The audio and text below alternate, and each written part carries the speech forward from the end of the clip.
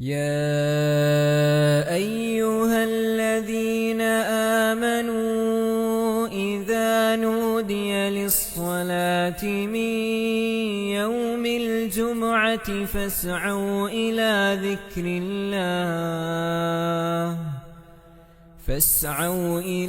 ذكر الله وذروا البيع ذلكم خير لكم إن كنتم تعلمون. الحمد لله نحمده ونستعينه ونستغفره ونعوذ بالله من شرور أنفسنا ومن سيئات أعمالنا. من يهده الله فلا مضل له ومن يضلل فلا هادي له. وأشهد أن لا إله إلا الله وحده لا شريك له وأشهد أن محمدا عبده ورسوله. فاللهم صل وسلم وبارك عليه وعلى آله وصحبه أجمعين. أما بعد فأوصيكم عباد الله ونفسي بتقوى الله. أعوذ بالله من الشيطان الرجيم. لله ملك السماوات والأرض يخلق ما يشاء يهب لمن يشاء إناثا ويهب لمن يشاء الذكور أو يزوجهم ذكرانا وإناثا ويجعل من يشاء عقيما إنه عليم قدير. സ്നേഹമുള്ള സത്യവിശ്വാസികളെ, വിശ്വാസിനികളെ, സഹോദരി സഹോദരന്മാരെ, അല്ലാഹു സുബ്ഹാനഹു വ തആലയുടെ വിധിവിലക്കുകളും നിയമ നിർദ്ദേശങ്ങളും ജീവിതത്തിലുടനീളം കാത്തു സൂക്ഷിച്ചുകൊണ്ട് തഖ്വയുള്ളവരായി ജീവിക്കുവാൻ പരമാവധി പരിശ്രമിക്കണേ എന്ന് എന്നെയും നിങ്ങളെ ഓരോരുത്തരെയും ഗൗരവപൂർവം ഉണർത്തുകയാണ്, ഉപദേശിക്കുകയാണ്. അല്ലാഹു സുബ്ഹാനഹു വ തആല തഖ്വ വർദ്ധിപ്പിച്ച് നൽകപ്പെടുന്ന സജ്ജനങ്ങളിൽ നമ്മെ ഓരോരുത്തരെയും ഉൾപ്പെടുത്തി അനുഗ്രഹിക്കുമാറാകട്ടെ. സഹോദരങ്ങളെ, മനുഷ്യ ജീവിതം നിരവധി പരീക്ഷണങ്ങളിൽ നിറഞ്ഞു നിൽക്കുന്നതാണ്. അതിൽ ഏറ്റവും കഠിനമായ ഒരു പരീക്ഷണം തന്നെയാണ് ഒരു മനുഷ്യൻ വിവാഹിതനായി കഴിഞ്ഞാൽ അവന്റെ ജീവിതത്തിൽ ഒരു വലിയ മോഹമാണ് ഒരു കുഞ്ഞിക്കാല് കാണാൻ സാധിക്കണം, തനിക്കൊരു കുഞ്ഞുണ്ടാകണം എന്ന മോഹവും അതിനു വേണ്ടിയുള്ള പ്രതീക്ഷയോടെയുള്ള കാത്തിരിപ്പുകളും. അതിന് സാധിക്കാതെ വരുന്ന ദമ്പതികളുടെ മനസ്സിനെ പിടികൂടുന്ന സങ്കടങ്ങൾക്ക് കയ്യും കണക്കുമില്ല എന്ന് അത് അനുഭവിക്കുന്ന ദമ്പതികളോട് പറയേണ്ടതില്ല. അവർക്കത് നന്നായി അറിയാം, ആർക്കും അറിയാവുന്നൊരു യാഥാർത്ഥ്യമാണ്. വിവാഹം കഴിഞ്ഞ് മാസങ്ങൾ പിന്നിടുമ്പോഴേക്ക്, വൈകുമ്പോഴേക്ക് തന്നെ ആ മാനസിക വിഷമം അവർ തന്നെയും അനുഭവിക്കാൻ തുടങ്ങും. മാത്രമല്ല, അവരനുഭവിക്കുന്ന വേദനകൾക്ക് പുറമെ സമൂഹം അവരുടെ നേരെ തൊടുത്തുവിടുന്ന ചില ചോദ്യങ്ങളും കുത്തുവാക്കുകളും കൂടിയാകുമ്പോൾ അവരുടെ സങ്കടവും വിഷമവും വർദ്ധിക്കാറാണ് പതിവുള്ളത്. കാണുന്നിടത്തൊക്കെ വെച്ച് പലരും ചോദിക്കും. കാരണം വിവാഹം കഴിഞ്ഞാൽ നമ്മുടെ നാട്ടിലെ ചില ആളുകൾക്ക് ഉത്കണ്ഠ തുടങ്ങും.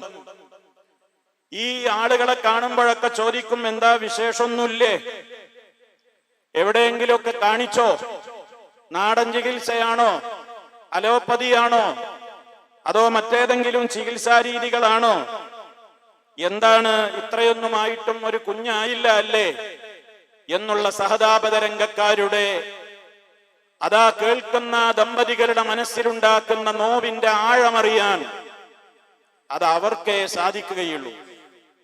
അത്രത്തോളം വലിയ കുത്തുവാക്കുകളും കൂടിയാകുമ്പോൾ പലപ്പോഴും അവർക്ക് വലിയ ഒരു പ്രയാസത്തിലൂടെ അവർ മുന്നോട്ട് പോവുകയും പല പൊതുവേദികളിലും പല സദസ്സുകളിലും നിന്ന് അത്തരം ദമ്പതികൾ വിട്ടുനിൽക്കുന്ന കാഴ്ച പോലും ഉണ്ടാകാറുണ്ട്. കാരണം ആളുകൾ കണ്ടാ ചോദിക്കാതാണ്, വിശേഷമൊന്നും ആയില്ലല്ലേ, കുട്ടികളൊന്നും ആയില്ലല്ലേ, ആർക്കാ തകരാറ്, നിനക്കാ തകരാറ്, മാപ്പിളക്കാ തകരാറ്, ഭർത്താവിനാ തകരാറ്, ഭാര്യക്കാ തകരാറ്, ഇങ്ങനെയൊക്കെ 100 കൂട്ടം ചോദ്യങ്ങളും ഇവർക്കില്ലാത്ത വ്യാധികളും അവലാദികളും ഒക്കെ ആയിക്കൊണ്ടുള്ള ചോദ്യശരങ്ങളും കൂടിയാകുമ്പോ ഈ ദമ്പതികൾ കുഴങ്ങാണ്.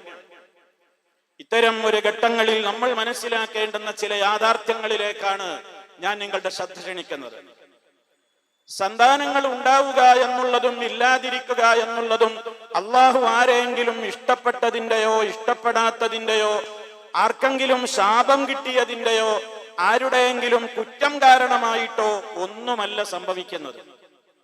സന്താനങ്ങൾ ഉണ്ടാവുക എന്നുള്ളത് 100% അത് അള്ളാഹുവിന്റെ തീരുമാനമാണ്, അള്ളാഹുവിന്റെ കൈകളിലാണ് അത് നിൽക്കുന്നത്. ഞാൻ നിങ്ങളെ തുടക്കത്തിലെ ഓതിക്കേൾപ്പിച്ച സൂറത്തു ശൂറയിലെ 49, 50 ആയത്തുകൾ വളരെ വ്യക്തമായി മുസ്ലിമീങ്ങൾ പഠിച്ചു വെക്കണം. അള്ളാഹു പറയാണ്, ലില്ലാഹി മുൽക്കുസ് സമാവാതി വൽ അർള്, ആകാശഭൂമികളുടെ സർവാധികാരി, എല്ലാത്തിന്റെയും അധികാരം അവന് മാത്രമുള്ളതാണ്. യഖ്ലുഖു മാ യശാഉ, അവൻ ഉദ്ദേശിക്കുന്നത് അവൻ സൃഷ്ടിക്കുന്നു, പടക്കുന്നു. ഇനി ശ്രദ്ധിക്കുക, യഹബു ലിമൻ യശാഉ ഇനാസ, അവൻ ഉദ്ദേശിക്കുന്ന ചിലർക്കവൻ പെൺമക്കളെ മാത്രം നൽകും.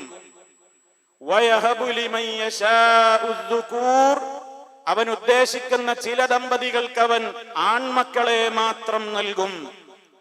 ഔ യുസവ്വിജുഹും ദുക്റാനം വഇനാസ, ഇനി അവൻ ഉദ്ദേശിക്കുന്ന ചില ദമ്പതികൾക്ക് അവൻ നൽകുക ആൺ പെൺ മക്കളെ ഇടകലർത്തിക്കൊണ്ട് കൊടുക്കും. ആണുങ്ങളും ഉണ്ടാവും പെൺകുട്ടികളും ഉണ്ടാവും. 3 ടീമായി. 4ാമത്തെ ടീമിനെ പറ്റി പറയുന്നു, വയജഅലു മൻ യശാഉ അഖീമ, അവൻ ഉദ്ദേശിക്കുന്ന ചില ദമ്പതികളെ അവൻ വന്ധ്യയാക്കി മാറ്റും, അഥവാ മക്കളില്ലാത്തവരാക്കി നിശ്ചയിക്കും. അവസാനം അള്ളാഹു അവസാനിപ്പിച്ചു പറഞ്ഞത് ഇങ്ങനെയാണ്, ഇന്നഹു, തീർച്ചയായും അവൻ, അലീമുൻ ഖദീർ, അവനാണ് ആർക്കൊക്കെ മക്കളെ കൊടുക്കണം ആർക്കൊക്കെ മക്കളെ കൊടുക്കണ്ട എന്ന നന്നായി അറിയുന്നവൻ, അതിന്റെ വരും വരായിവകളൊക്കെ അറിയുന്ന, എല്ലാം അറിയുന്നവൻ അള്ളാഹു മാത്രമാണ്. ഖദീറുൻ, ആർക്ക് മക്കളെ ഏത് പ്രായത്തിലും എപ്പോഴും നൽകണമെങ്കിലും കഴിവുള്ളവനും അവൻ മാത്രമാണ്. ഇതാണ് സൂറത്തു ശൂറ 49, 50 ആയത്തുകളിലൂടെ അല്ലാഹു സുബ്ഹാനഹു വ തആല പഠിപ്പിച്ചു തരുന്നത്. ഇതിൽ നിന്ന് എന്ത് മനസ്സിലാക്കണം? ഒക്കെ റബ്ബിന്റെ തീരുമാനമാണ്. അള്ളാഹു മക്കളെ കൊടുക്കുന്നതും മക്കളെ കൊടുക്കാത്തതൊന്നും ആരെയും വെറുത്തതുകൊണ്ടും ഇഷ്ടപ്പെട്ടതുകൊണ്ടും അല്ല. അതുകൊണ്ട് തന്നെ അതാരുടെയും കുറ്റമോ ശാപമോ ഒന്നുമല്ലതാണ്. മഹാന്മാരായ പ്രവാചകന്മാർ ജീവിതത്തിൽ ഒരുപാട് കാലം പ്രാർത്ഥിച്ചിട്ട് മക്കളുണ്ടായ നബിമാരുണ്ട്. ഒരുപാട് കാലം അവർ വലിയ പ്രതീക്ഷയോടെ പ്രാർത്ഥിക്കുകയാണ് ചെയ്തത്. മഹാനായ ഇബ്രാഹിം നബി അലൈഹിസ്സലാം, സക്കരിയ നബി അലൈഹിസ്സലാം, ഖുർആൻ പറയുന്ന 2 നബിമാരാണ്. സന്താന സൗഭാഗ്യമില്ലാതെ കുറെ നാളവർ കഷ്ടപ്പെട്ടു. പിന്നീട് ഒരുപാട് നാളത്തെ പ്രതീക്ഷയോടെ റബ്ബിലേക്ക് കരങ്ങൾ ഉയർത്തിയുള്ള പ്രാർത്ഥനയിലൂടെയാണ് ആ മഹാന്മാർക്ക് സന്താനങ്ങൾ ഉണ്ടായത്. ഇനി തീരെ സന്താനങ്ങൾ ഇല്ലാത്തവരും ഉണ്ടായില്ലേ? മഹദിയായ നമ്മുടെ ഉമ്മ ആയിഷ റളിയല്ലാഹു തആല അൻഹ, പ്രവാചകൻ സല്ലല്ലാഹു അലൈഹി വസല്ലമിനെ ഏറെ ഇഷ്ടപ്പെട്ട കൂട്ടത്തിൽ പ്രായം കുറഞ്ഞ ഒരു ഭാര്യയായിരുന്നല്ലോ ആയിഷ ബീവി റളിയല്ലാഹു അൻഹ. അവർക്ക് മക്കൾ ഉണ്ടായിട്ടില്ലല്ലോ, അവർക്ക് മക്കൾ ജനിച്ചിട്ടില്ലല്ലോ. അത് അവരുടെ കുറ്റമല്ല, അതൊരു ശാപമല്ല, ആരെങ്കിലും വെറുത്തതിന്റെ ഫലവുമല്ല. മാത്രമല്ല ഈ പറഞ്ഞ ആളുകളൊക്കെ റബ്ബിന് വെറുപ്പുള്ളവരല്ല എന്ന് മാത്രമല്ല, അള്ളാഹുവിനോട് ഏറ്റവും അടുപ്പമുള്ള, റബ്ബിന്റെ ഇഷ്ടം സമ്പാദിച്ച നേതാക്കൾ കൂടിയാണ് എന്ന് നമ്മൾ മനസ്സിലാക്കണം. ഇത്തരം ഘട്ടങ്ങളിൽ നമ്മൾ ചിന്തിക്കേണ്ടുന്ന മറ്റൊരു വശത്തിലേക്കാണ് ഞാൻ നിങ്ങളുടെ ശ്രദ്ധ കൊണ്ടുപോകുന്നത്.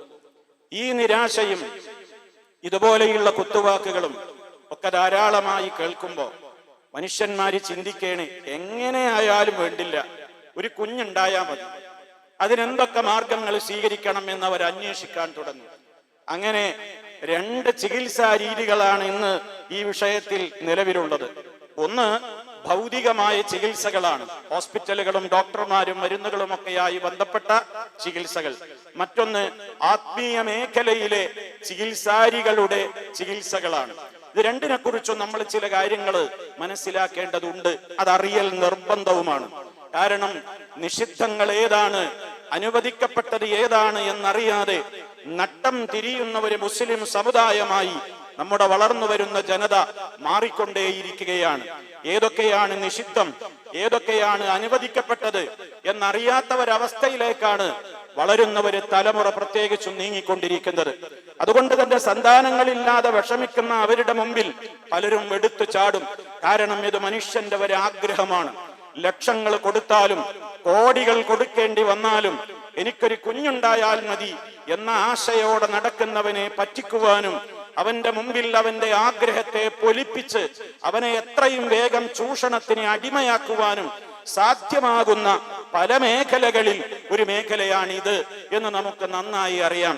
അതുകൊണ്ട് തന്നെ ഈ രംഗത്തുള്ള ചികിത്സകളിൽ നിഷിദ്ധമായ ഒരുപാട് ചികിത്സകളാണെന്ന് രാജ്യമെമ്പാടും പടർന്നു പന്തലിച്ചു നിൽക്കുന്നത്.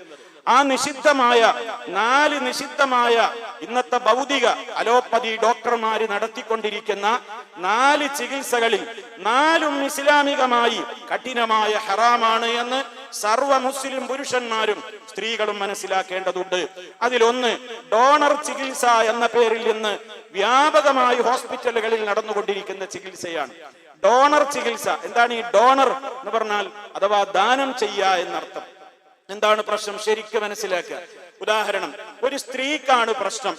ആ സ്ത്രീക്ക് സമയത്ത് എഗ്ഗ് ഉൽപ്പാദിപ്പിക്കപ്പെടുന്നില്ല, അണ്ഡോൽപാദനം നടക്കുന്നില്ല ഒരു സ്ത്രീക്ക്. അതല്ലെങ്കിൽ ആ സ്ത്രീക്ക് പ്രായം കൂടുതലായിട്ടുണ്ട്, അണ്ഡമൊക്കെ ഉൽപ്പാദിപ്പിക്കുന്നുണ്ട്, പക്ഷേ ഗുണനിലവാരം തീരെയില്ല. ഇത്തരം ഘട്ടങ്ങളിൽ ആ സ്ത്രീയുടെ അണ്ഡത്തിന് പകരം എന്ത് ചെയ്യുകയാണ്? മറ്റൊരു സ്ത്രീ, ആരോഗ്യവതിയായ മറ്റൊരു സ്ത്രീയിൽ നിന്ന് അണ്ഡം അവൾ ദാനം ചെയ്തത് സ്വീകരിച്ച് ഭർത്താവിന്റെ ബീജവുമായി അത് ചേർത്ത് ലബോറട്ടറിയിൽ വെച്ചത് സംയുക്തമായി യോജിപ്പിച്ച് പിന്നീട് വീണ്ടും ഗർഭപാത്രത്തിലേക്ക് നിക്ഷേപിക്കുന്ന ഒരു ചികിത്സാ രീതി. ഇത് നിലവിൽ നിന്ന് സാധാരണമായി നടന്നുകൊണ്ടിരിക്കുന്ന കാര്യമാണ്. അണ്ഡത്തിനാണ് തകരാറെങ്കിൽ അണ്ഡം വിലക്ക് വാങ്ങുക എന്നർത്ഥം ചുരുക്കി പറഞ്ഞാൽ. രണ്ടാമത്തത്, പുരുഷനാണ് പ്രശ്നം. ബീജം കൗണ്ടിങ് പോരാ. ഒരു സന്താനോൽപാദനത്തിന് ശേഷിയുള്ള ബീജമുണ്ടാകണം. അതിനാവശ്യമായ കൗണ്ടിങ് അയാളുടെ സ്പേമിൽ ഉണ്ടായിരിക്കണം.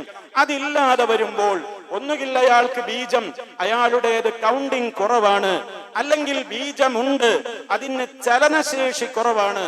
എങ്കിൽ എന്ത് ചെയ്യുന്നു? പുറത്തു നിന്ന് മറ്റൊരാളുടെ ബീജം തന്റെ ഭാര്യയുടെ അണ്ഡവുമായി യോജിപ്പിച്ച് അവരുടെ ഗർഭാശയത്തിൽ വെച്ച് തന്നെ അത് വളർത്തുന്ന രീതി.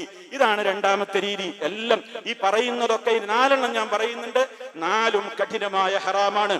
ഇനി മൂന്നാമത്തെ രീതി എന്താണ്? പുരുഷനും പ്രശ്നമാണ്, സ്ത്രീക്കും പ്രശ്നമാണ്.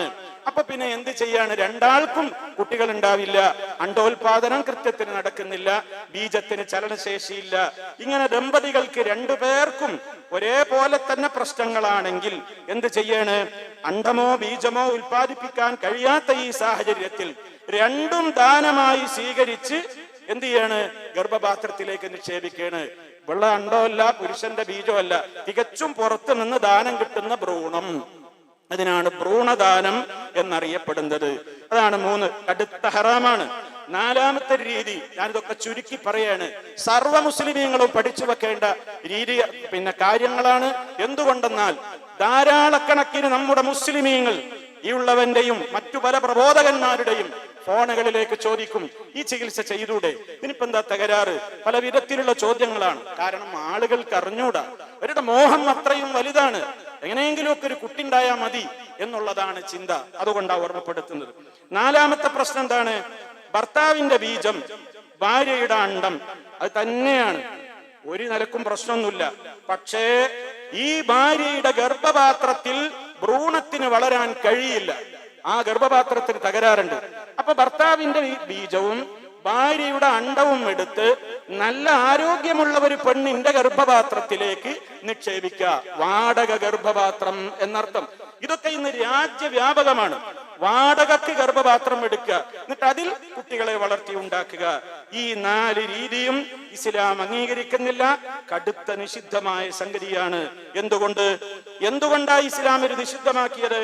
ഇസ്ലാമിക നിയമത്തിൽ നസബ അഥവാ വംശശുദ്ധി ഏറ്റവും പ്രധാനപ്പെട്ട ഒരു കാര്യമാണ്. എങ്ങനെയെങ്കിലും ഒരു കുട്ടി ഉണ്ടായാൽ പോരാ, ആ കുട്ടിയുടെ ഔദ്യോഗികമായ പിതാവാര് അത് തെളിയിക്കപ്പെടണം, ആ കുട്ടിയുടെ ഉമ്മയാര് അത് തെളിയിക്കപ്പെടണം. മാതാപിതാ ബന്ധത്തിന് വലിയ പ്രാധാന്യവും പ്രസക്തിയുമുള്ള മതമാണ് ദീനുൽ ഇസ്ലാം. അതുകൊണ്ട് തന്നെ വംശശുദ്ധി നഷ്ടപ്പെടുകയാണ്. മൂന്നാമതൊരു വ്യക്തിയുടെ കോശം സ്വീകരിക്കുമ്പോൾ, അണ്ഡമായാലും ബീജമായാലും, മൂന്നാമതൊരു വ്യക്തിയുടെ അണ്ഡമോ ബീജമോ സ്വീകരിച്ച് ഒരു അന്യ കോശത്തിലൂടെ ചേർത്തുകൊണ്ടുണ്ടാക്കുന്ന ആ കുഞ്ഞ് ഒരിക്കലും ഇയാളുടെ മകനാണെന്നോ ഇയാളുടെ മകളാണെന്നോ അവകാശപ്പെടാൻ ഇസ്ലാമിക നിയമമനുസരിച്ച് പറ്റില്ല.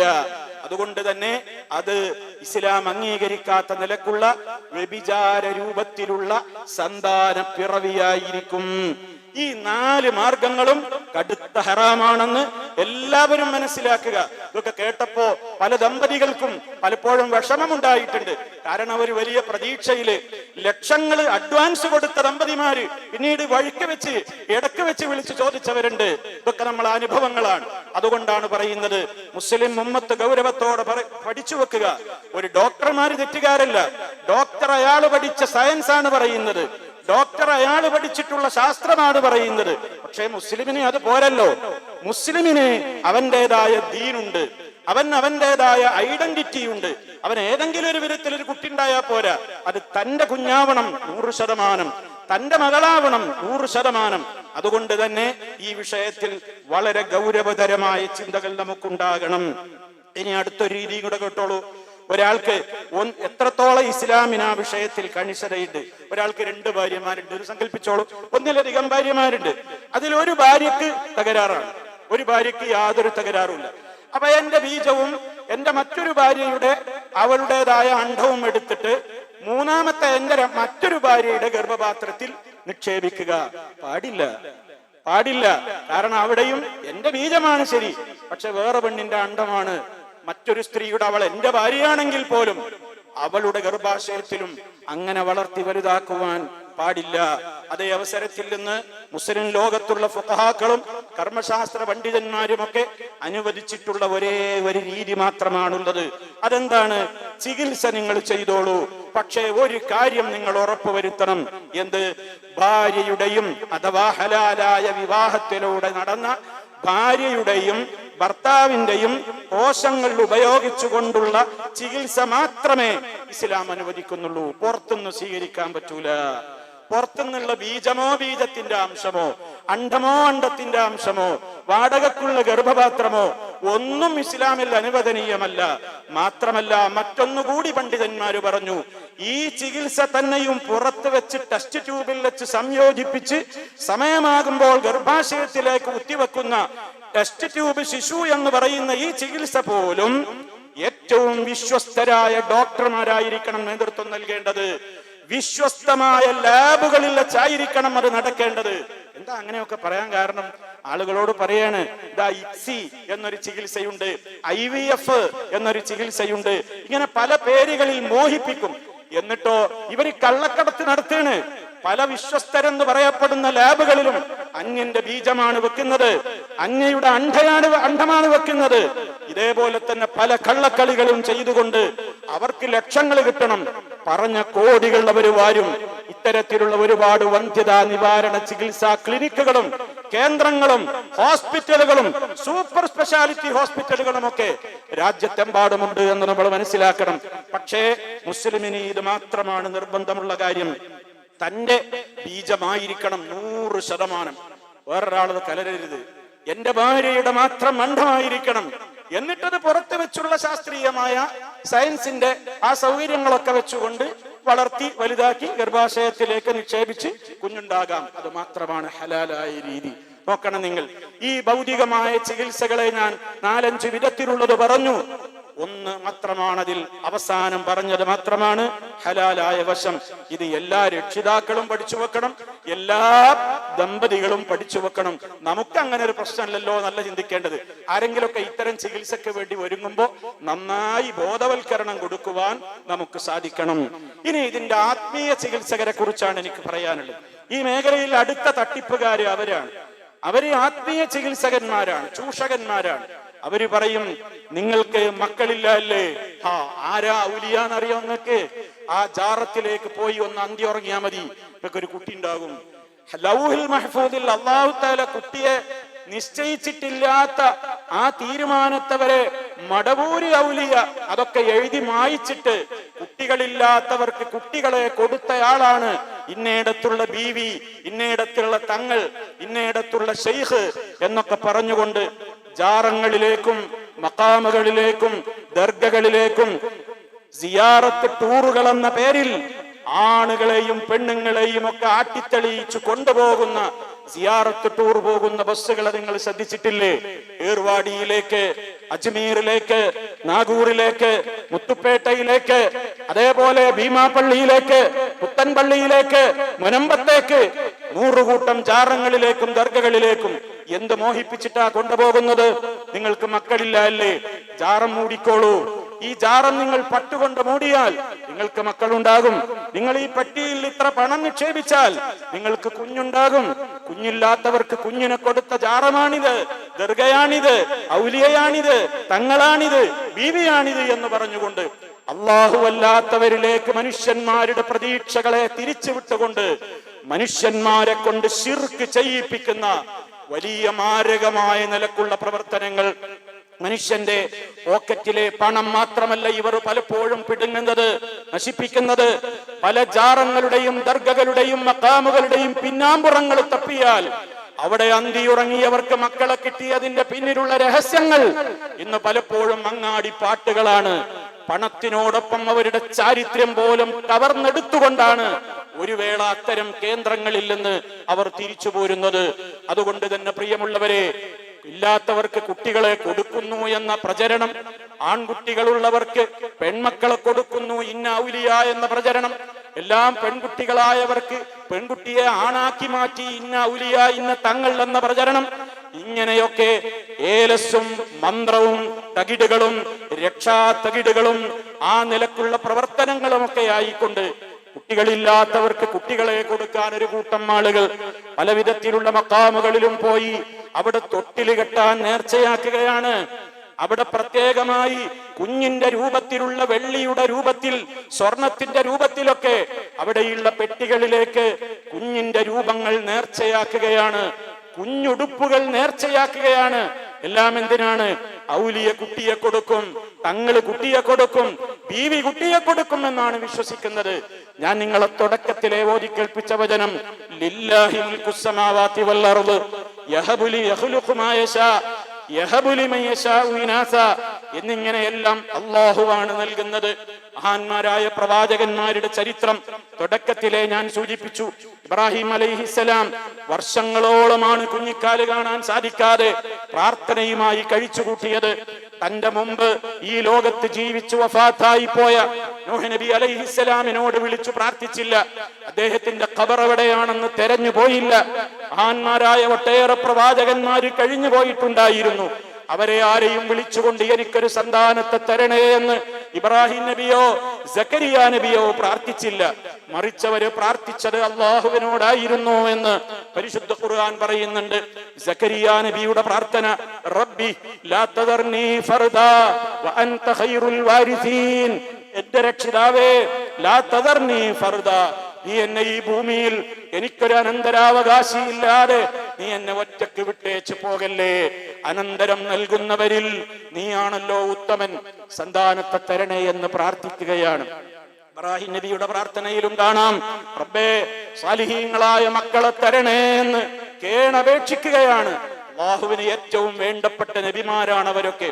അവരാരും റബ്ബല്ലാത്തവരോട് തേടിയിട്ടില്ല. റബ്ബല്ലാത്തവരിലേക്ക് അവരുടെ പ്രാർത്ഥനകളെയും പ്രതീക്ഷകളെയും ആഗ്രഹങ്ങളെയും അവർ സമർപ്പിച്ചിട്ടില്ല. കാരണം അവർക്കറിയാം മക്കളെ നൽകുന്നവനും നൽകാത്തവനുമൊക്കെ അല്ലാഹുവാണ്. അവനോട് പറഞ്ഞിട്ടേ കാര്യമുള്ളൂ എന്ന്. അതുകൊണ്ട് തന്നെ ആ മേഖലയിൽ അവരാണ് നമ്മുടെ ഏറ്റവും വലിയ റോൾ മോഡലുകൾ, അവരാണ് നമ്മുടെ ഏറ്റവും വലിയ മാതൃകാ പുരുഷന്മാർ എന്ന് നമ്മൾ മനസ്സിലാക്കുക. അതുകൊണ്ട് തന്നെ നാട്ടുകാരെന്തു പറയട്ടെ, വീട്ടുകാരെന്തു പറയട്ടെ, കുടുംബങ്ങൾ എന്ത് കുറ്റപ്പെടുത്തട്ടെ, ആരൊക്കെ എന്തൊക്കെ പറഞ്ഞാലും എനിക്ക് മക്കളെ അല്ലാഹ് നിശ്ചയിച്ചിട്ടുണ്ടെങ്കിൽ അതെനിക്ക് എന്റെ റബ്ബ് തന്നിരിക്കും. ഇനി അതല്ല എനിക്ക് നിശ്ചയിച്ചിട്ടില്ലെങ്കിലോ ഒരാൾക്കും അത് തരാനും കഴിയില്ല. അല്ലാഹുവേ, നീ കൊടുക്കാൻ ഉദ്ദേശിച്ചത് മുടക്കാൻ ഒരു ശക്തിക്കും ആവില്ല. നീ മുടക്കിയത് നൽകാനും ഒരു ശക്തിക്കുമാവില്ല. അത് അടിയുറച്ച് വിശ്വസിക്കുന്ന തവക്കുലായിട്ട് കൃത്യമായി ജീവിതത്തിൽ തവക്കുലോടെ ജീവിക്കുന്ന ഒരു മുസ്ലിമിനെ ഈ ഭൗതിക ചികിത്സാ മേഖലയിലെ നിഷിദ്ധ ചികിത്സകർക്കോ ആത്മീയ മേഖലയിലെ തട്ടിപ്പുകാർക്കോ ഒരിക്കലും കീഴടക്കാനാവില്ല. കാരണം അവരുടെ ജീവിതത്തിന്റെ പരമലക്ഷ്യം മരണാനന്തര വിജയമാണ്. അവിടെ റബ്ബ് തൃപ്തിപ്പെട്ടുകൊണ്ട് അവനെ കണ്ടുമുട്ടാനാവണം എന്ന് പ്രതീക്ഷിക്കുന്നവർ റബ്ബിലാണ് എല്ലാം സമർപ്പിക്കുക. അവരെന്തു ചെയ്യും? ആ തവക്കുലോടെ, പ്രാർത്ഥനയോടെ, ഇസ്ലാം അനുവദിച്ച ചികിത്സകൾ ചെയ്തുകൊണ്ട് കാത്തിരിക്കുകയാണ് ചെയ്യുക. കിട്ടിയാൽ കിട്ടി, ഇല്ലെങ്കിൽ റബ്ബിന്റെ തീരുമാനം. രണ്ടായിരുന്നാലും അവരുടെ മനസ്സിന് നിരാശയില്ല. ഈ വിധത്തിൽ ജീവിക്കുവാനാണ് മുസ്ലിമീങ്ങൾ പരിശ്രമിക്കേണ്ടത്, ശീലിക്കേണ്ടത്. നമ്മോടാരെങ്കിലും ഇത്തരം കാര്യങ്ങൾ വന്ന് പറയുമ്പോൾ നിരാശയുടെ വാക്കുകൾ അവരോട് പറയാതെ പ്രതീക്ഷയുടെ വാക്കുകൾ മാത്രം പറഞ്ഞുകൊണ്ട് അവരുടെ ഹൃദയങ്ങളെ ഏറ്റവും സന്തോഷപൂർണമാക്കുക എന്നുള്ള കടമ കൂടിയാണ് നമ്മൾ നിർവഹിക്കേണ്ടത്. അള്ളാഹു തൗഫീഖ് പ്രദാനം ചെയ്യുമാറാകട്ടെ. ദമ്പതികൾക്ക് മക്കളില്ലാത്ത പരീക്ഷണത്തിൽ ഏർപ്പെട്ടിട്ടുള്ള അല്ലെങ്കിൽ അകപ്പെട്ടിട്ടുള്ള ആരെങ്കിലും ഈ ശബ്ദം ശ്രവിക്കുന്നവരിലുണ്ടെങ്കിൽ അള്ളാഹു അവർക്കൊക്കെ സാലിഹായ സന്താനങ്ങളെ നൽകി അനുഗ്രഹിക്കുമാറാകട്ടെ. മക്കളുള്ള നമുക്കെല്ലാവർക്കും നമ്മുടെ മക്കളെ രണ്ട് ലോകത്തും റബ്ബിന്റെ അടുക്കൽ നമുക്ക് ഉപകാരപ്പെടുന്ന മക്കളാക്കി അല്ലാഹു സുബ്ഹാനഹു വ തആല പരിവർത്തിപ്പിച്ചു തരുമാറാകട്ടെ. റബ്ബന തഖബ്ബൽ മിന്നാ ഇന്നക അൻതസ് സമീഉൽ അലീം. അഖൂലു ഖൗലി ഹാദാ വ അസ്തഗ്ഫിറുല്ലാഹ ലീ വ ലക്കും ഫസ്തഗ്ഫിറൂഹു ഇന്നഹു ഹുവൽ ഗഫൂറുർ റഹീം. അൽഹംദുലില്ലാഹി വഹ്ദഹു വസ്സലാത്തു വസ്സലാമു അലാ മൻ ലാ നബിയ്യ ബഅദഹു വഅലാ ആലിഹി വസഹ്ബിഹി വമൻ തബിഅ ഹദിയഹു. أما بعد أوصيكم عباد الله ونفسي بتقوى الله. അള്ളാഹുവിനെ സൂക്ഷിച്ച് ജീവിക്കണേ. ഒരിക്കൽ കൂടി എന്നെയും നിങ്ങൾ ഓരോരുത്തരെയും ഗൗരവപൂർവ്വം ഉണർത്തുകയാണ്. സഹോദരങ്ങളെ, നമ്മൾ ഇപ്പോൾ കേട്ടുകഴിഞ്ഞ ഈ ഒരു വിഷയം പലപ്പോഴും നമ്മൾ ചിന്തിക്കും, ഞങ്ങൾക്ക് ഏതായാലും മക്കളുണ്ടല്ലോ, നമ്മളൊക്കെ ഇപ്പം എന്തിനാ അറിയുന്നു, അല്ലെങ്കിൽ ആ വിഷയം ഞങ്ങളെ ബാധിക്കില്ലല്ലോ, ഈ വിഷയം ഞങ്ങളെ ബാധിക്കുകയില്ലല്ലോ എന്നൊക്കെ പലപ്പോഴും പല വിഷയങ്ങൾ കേൾക്കുമ്പോഴും ശ്രോതാക്കളുടെ മനസ്സിൽ ഉണ്ടാവുക സ്വാഭാവികം മാത്രമാണ്. എന്നാൽ ഒരു കാര്യം വളരെ പ്രാധാന്യപൂർവ്വം നമ്മൾ മനസ്സിലാക്കണം. ഇസ്ലാമിൽ ഏറെ പ്രാധാന്യം അർഹിക്കുന്ന കാര്യമാണ് നമ്മൾ അറിവ് നേടണം എന്നുള്ളത്. ഏത് വിഷയത്തിലും മുസ്ലിമിന് ഏതൊക്കെയാണ് ഹറാമുകൾ, ഏതൊക്കെയാണ് ഹലാലുകൾ എന്ന കൃത്യമായ കാഴ്ചപ്പാടുണ്ടാകണം. ഇസ്ലാം പഠിക്കേണ്ടതും നമ്മൾ വിവരമുള്ളവരിൽ നിന്നായിരിക്കണം. പരിശുദ്ധ ഖുർആനിന്റെയും തിരുസുന്നത്തിന്റെയും അടിസ്ഥാനത്തിൽ ഇസ്ലാമികമായ വിജ്ഞാന ശാഖകൾ ഏതൊക്കെയുണ്ടോ അതൊക്കെയും പഠിച്ചു മനസ്സിലാക്കി മുന്നോട്ട് പോകേണ്ടവനാണ് മുസ്ലിം. ഇല്ലെങ്കിൽ ഓരോരുത്തരും ഓരോ പ്രശ്നങ്ങളിൽ അകപ്പെടുമ്പോൾ വിവരക്കേടുകൊണ്ട് നിഷിദ്ധമായ കാര്യങ്ങളിലേക്ക് അവൻ ചെന്നു ചാടും. നിഷിദ്ധങ്ങൾ പലരും പ്രചരിപ്പിക്കുമ്പോൾ അരുതേ എന്ന് പറയാനുള്ള വിജ്ഞാനം പോലും നമുക്ക് നഷ്ടപ്പെട്ടിട്ടുണ്ടാകും. ഇന്നിന്റെ കാലഘട്ടം അങ്ങനെയാണ്. മുസ്ലിം പേരുള്ളവനെന്ന് പറയുന്ന ഒരു വ്യക്തി ലണ്ടനിൽ പോയി ഒരു പൊതു കോർണറിൽ വെച്ച് പബ്ലിക്കായി സ്പീക്ക് ചെയ്യുവാനുള്ള, സംവദിക്കുവാനുള്ള ഒരു ഇടത്ത് വെച്ച് ഒരു മുസ്ലിം പേരുള്ള എക്സ് മുസ്ലിം എന്ന് പറയുന്ന ഒരു നിരീശ്വരവാദിയായ ഒരുത്തൻ അവിടെ പോയിട്ട് പറഞ്ഞു, പരിശുദ്ധ ഖുർആൻ നവം പറയില്ലല്ലോ, ഖുർആനിൽ ഒരു നിയമമുണ്ടത്രേ. അതെന്താണ്?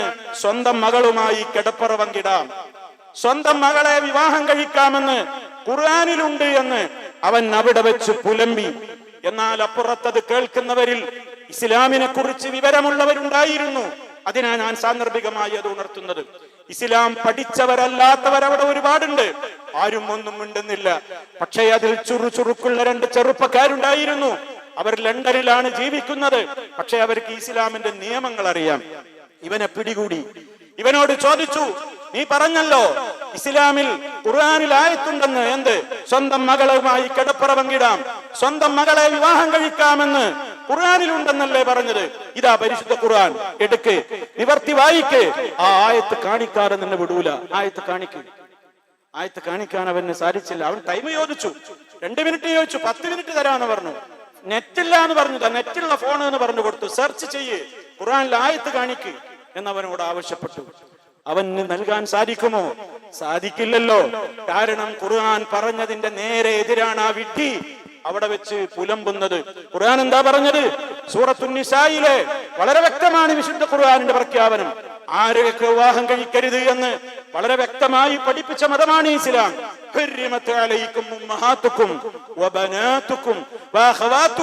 അങ്ങനെ നീണ്ടുപോവുകയാണ് ആ വിശുദ്ധ സൂക്തം. തുടക്കം തന്നെ എന്താ പറയുന്നത്? നിങ്ങളുടെ മേൽ വിവാഹം കഴിക്കൽ നിഷിദ്ധമാക്കപ്പെട്ടിരിക്കുന്നു. ആരെയൊക്കെ വിവാഹം കഴിക്കാൻ പാടില്ല? ഉമ്മഹാത്തുക്കും, ഉമ്മമാരെ കല്യാണം കഴിക്കാൻ പാടില്ല. ഉമ്മമാരെ സ്വന്തം മാതാക്കളെ വിവാഹം കഴിക്കാൻ പാടില്ല. നെക്സ്റ്റ് സ്റ്റെപ്പ് എന്താ? അടുത്തതെന്താണ്? വബനാതുക്കും, നിങ്ങളുടെ മക്കളെ, നിങ്ങളെ പെൺമക്കളെ നിങ്ങൾ കല്യാണം കഴിക്കാൻ പാടില്ല എന്നാണ് പരിശുദ്ധ ഖുർആൻ വ്യക്തമായി പറയാണ്. നിങ്ങളെ പെൺമക്കളെ നിങ്ങൾ കല്യാണം കഴിക്കൽ നിഷിദ്ധാണ്. ആ ഖുർആനിന്റെ പേരിലാണ് ഇവൻ ലണ്ടനിൽ പോയി പൊതുവേദിയിൽ ആയിരങ്ങൾ നിരീക്ഷിക്കുന്നിടത്ത് പോയിട്ട് ഇസ്ലാമിനെ തെറ്റിദ്ധരിപ്പിക്കാൻ വേണ്ടി പുലമ്പിയത്. ഖുർആനിൽ എന്തുണ്ട്? സ്വന്തം മകളെ കല്യാണം കഴിക്കാന്നുള്ള ആയത്തുണ്ട്. ഇന്നും ഇളിഭ്യനായി നടക്കുകയാണ് ആ മനുഷ്യൻ. സോഷ്യൽ മീഡിയകളിൽ എല്ലായിടങ്ങളിലും അത് പ്രചരിച്ചു കഴിഞ്ഞു. വഷളായി അയാൾക്ക് കാണിക്കാൻ പറ്റുമോ ഖുർആനിൽ അങ്ങനെ ഉണ്ട്? എന്തിനാ ഞാനിത് പറഞ്ഞത്? ഇതിൽ നമുക്ക് ചില പാഠങ്ങളുണ്ട്. അത് പറയാനാണ് സൂചിപ്പിക്കുന്നത്.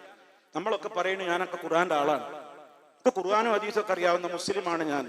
ഇങ്ങനെ ഒരുത്തൻ ഏതെങ്കിലും വിധത്തിൽ ഇസ്ലാമിനെ കുറിച്ചുള്ള തെറ്റിദ്ധാരണകൾ അറിഞ്ഞും അറിയാതെയും ഒക്കെ പ്രചരിപ്പിക്കുമ്പോൾ, അല്ല സഹോദര, അരുത്, ഇത് ഇസ്ലാമിന്റെ നിയമമല്ല, നീ പറഞ്ഞത് തെറ്റാണ്, അല്ലെങ്കിൽ നീ തെളിവ് കൊണ്ടുവരണം എന്ന് വെല്ലുവിളിക്കാനും ചോദിക്കാനും നട്ടെല്ലും ആർജവവുമുള്ള മുസ്ലിം ഉണ്ടാകണമെങ്കിൽ, അത് പറയാൻ അവന്റെ നാക്ക് പൊങ്ങണമെങ്കിൽ അതിനനുസരിച്ചുള്ള അറിവ് അവന്റെ ഖൽബിൽ വേണം.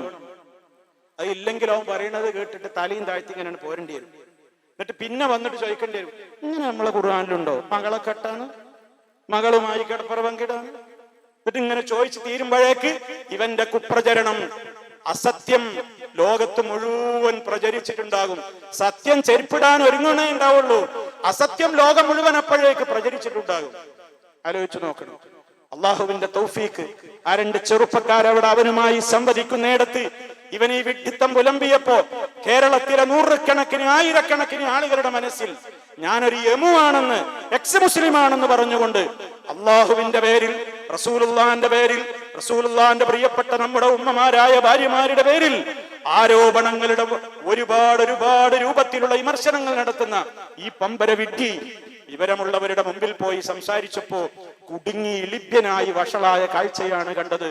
അത് ഇൽമിന്റെ പവറാണ് എന്നാണ് ഞാൻ പറയുന്നത്. അതാ സാന്ദർഭികമായി നിങ്ങളും പഠിക്കേണ്ടത്. ഇന്ന് പലരും ഇസ്ലാമിനെ കുതിര കയറുകയാണ്. ഇന്ന് പലരും ഇസ്ലാമിന്റെ നേരെ ഇല്ലാത്ത ആരോപണങ്ങൾ പറയാണ്. ഇല്ലടാ, നീ പറഞ്ഞത് തെറ്റാണെന്ന് പറയാൻ, പ്രമാണബദ്ധമായി അത് സംസാരിക്കാൻ നമ്മുടെ കയ്യിൽ അറിവാകുന്ന ആയുധമുണ്ടെങ്കിൽ അല്ലാതെ സാധിക്കില്ല മുസ്ലിമീങ്ങളെ. അതുകൊണ്ടാ പറയുന്നത്, പഠിക്കണം നിങ്ങൾ, അറിവ് നേടണം നിങ്ങൾ, അറിവ് ആർജിക്കണം. അത് നമ്മുടെ ഏറ്റവും വലിയ സമ്പാദ്യമാണ്, നമ്മുടെ അറിവ് നേടുക എന്നുള്ളത്. അതാണ് നമ്മുടെ എല്ലാവരുടെയും ചിന്തയിൽ അത് ഉണ്ടാകണമെന്നാണ് എനിക്ക് ഓർമ്മപ്പെടുത്തുവാനുള്ളത്. ഇത്തരത്തിലുള്ള ദുശക്തികളൊക്കെ പ്രചരിപ്പിക്കുന്ന 100 കണക്കിന് കുപ്രചരണങ്ങളുടെ മുനയൊടിക്കുന്ന ഒരുപാട് പ്രവർത്തനങ്ങൾ ഇന്ന് വിസ്ഡം ഇസ്ലാമിക് ഓർഗനൈസേഷന്റെ യൂത്ത് വിഭാഗം ഇന്ന് രാജ്യത്തൊട്ടാകെ നടത്തിക്കൊണ്ടിരിക്കുന്നുണ്ട്. ഗൾഫ് രാജ്യങ്ങളിലും കേരളത്തിലും അത് നടത്തിക്കൊണ്ടിരിക്കുന്നുണ്ട്.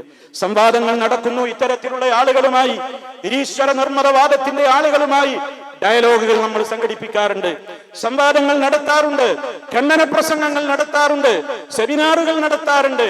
അതേപോലെ തന്നെ മുഖാമുഖങ്ങളും മറ്റുള്ള ഒരുപാട് കാര്യങ്ങളും ആത്മീയ ചൂഷണ മേഖലയിലുള്ള ആളുകൾക്കെതിരെ നടത്താറുണ്ട്.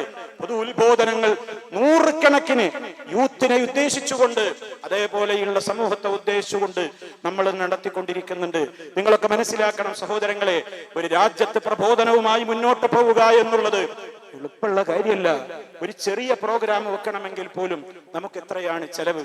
കേരളത്തിൽ മൊത്തം ഈ ദഅവത്ത് വ്യാപിപ്പിച്ചുകൊണ്ടിരിക്കുന്ന ആ പ്രവർത്തനത്തിന് നിങ്ങളുടെയൊക്കെ കൈത്താങ്ങുകൾ ഉണ്ടാവണം. അതിൻ്റെതായ ഫണ്ട്, ആ ദഅവ പ്രവർത്തനങ്ങൾക്ക് ആവശ്യമായ നിലക്കുള്ള ഫണ്ടുകൾ സ്വരൂപിക്കുന്ന ഒരു സമയമാണിപ്പോൾ ഇത്. നിങ്ങളെ സമീപിക്കും നമ്മുടെ പ്രവർത്തകന്മാർ. ഈ ഫണ്ടിലേക്ക് നിങ്ങൾ ഉദാരമായി സംഭാവന ചെയ്യണമെന്ന് നമ്മൾ മനസ്സിലാക്കണം. ഇത്തരത്തിലുള്ള ഇസ്ലാം വിരുദ്ധ ശക്തികൾക്കെതിരെ പടപൊരുതുവാനുള്ള ഏറ്റവും വലിയ രൂപത്തിലുള്ള പ്രവർത്തനങ്ങൾക്ക് ചുക്കാൻ പിടിക്കാൻ നമ്മളുടെ പോക്കറ്റിലുള്ള 5 രൂപയാണെങ്കിൽ, അത് 100 ആണെങ്കിൽ, 1000 ആണെങ്കിൽ, എത്രയാണെങ്കിലും നൽകിയാൽ അതേ നമ്മുടെ മരണനേരത്തുണ്ടാകൂ, അതേ ഖബറിൽ കൂട്ടിനുണ്ടാകൂ, അതേ പരലോകത്ത് നമ്മുടെ തുണയായിട്ടുണ്ടാകൂ എന്ന് ഓർമ്മപ്പെടുത്തുകയാണ്. നിങ്ങളുടെയൊക്കെ സഹായങ്ങളും സഹകരണങ്ങളും ഉണ്ടാകണം. ആവർത്തിച്ചോർമ്മപ്പെടുത്തുന്നു, അറിവ് നേടുന്ന ഒരു വേദികളെയും നിങ്ങൾ നഷ്ടപ്പെടുത്തരുത്. അറിവ് നേടിക്കൊണ്ടേയിരിക്കണം, മരണം വരെ അറിവ് നേടിക്കൊണ്ടേയിരിക്കണം. എന്തിന്? യഥാർത്ഥ മുസ്ലിമായി ജീവിച്ച് റബ്ബിനെ സന്തോഷപൂർവ്വം കണ്ടുമുട്ടി ജന്നത്തിൽ മഹാന്മാരോട് കൂടെ സ്വർഗത്തിൽ എത്തിച്ചേരാൻ അള്ളാഹു നമുക്ക് തൗഫീഖ് പ്രദാനം ചെയ്യുമാറാകട്ടെ. മാരകമായ രോഗങ്ങളിൽ നിന്ന്, സഹിക്കാനാവാത്ത പരീക്ഷണങ്ങളിൽ നിന്ന് അള്ളാഹു നമ്മെ എല്ലാവരെയും കാത്തുരക്ഷിക്കുമാറാകട്ടെ. മാരകമായ രോഗങ്ങൾ ബാധിച്ചു കിടക്കുന്ന ഒരുപാട് ആളുകളുണ്ട്, ആസ്പത്രികളിലും വീടുകളിലുമൊക്കെ. അള്ളാഹുവെ, എല്ലാവർക്കും നീ പരിപൂർണ ശിഫ നൽകണമേ. മാരകമായ രോഗങ്ങളിൽ നിന്ന് ഞങ്ങളെ എല്ലാം കാത്തുരക്ഷിക്കുകയും ഞങ്ങളിൽ രോഗികൾക്ക് പരിപൂർണമായി ശിഫ നൽകുകയും ചെയ്യണമേ. ഞങ്ങളിൽ നിന്ന് മരണപ്പെട്ടു പോയ ഞങ്ങളുടെ മാതാപിതാക്കൾ, ഗുരുവര്യന്മാർ, മറ്റു ബന്ധുമിത്രാദികൾ, അറിയുന്നവർ, അറിയാത്തവർ, എല്ലാ വിശ്വാസികളുടെയും ഖബറിടങ്ങൾ നീ സ്വർഗത്തോപ്പാക്കണേ. അല്ലാഹുവേ, നരകത്തിൽ നിന്ന് ഞങ്ങളെയും അവരെയും നീ കാത്തുരക്ഷിക്കണമേ. ربنا آتنا في الدنيا حسنة وفي الآخرة حسنة وقنا عذاب النار. اللهم اغفر للمؤمنين والمؤمنات والمسلمين والمسلمات الأحياء منهم والأموات إنك مجيب الدعوات وقاضي الحاجات. اللهم أعز الإسلام والمسلمين وأذل الشرك والمشركين. اللهم أجرنا وأجر والدينا من النار. ربنا اغفر لنا ذنوبنا وكفر عنا سيئاتنا وتوفنا مع الأبرار والحمد لله رب العالمين.